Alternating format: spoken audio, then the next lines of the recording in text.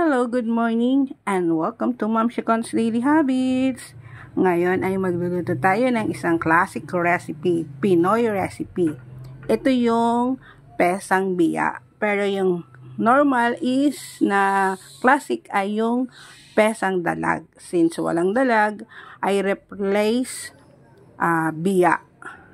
It is also freshwater fish. Ayan. So, ilalagay ko yung lahat yung ingredients. Sabay-sabay na. So, meron tayong potato, onion, ginger, and siyempre, green chili. Ayan. So, buhos na lahat. Lagay tayo ng salt.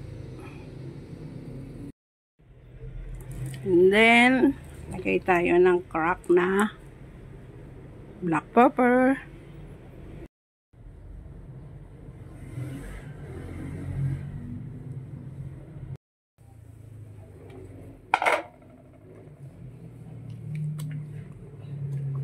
Add natin ang cabbage. Ayan. Tapos yung pechay. Ayan. At i-cover ulit. So, yun na guys. Luto na po yung ating pesang biya. Ayan. Titikman natin kung anong lasa.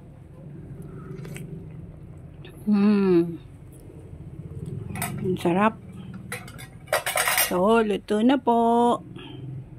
Try nyo to.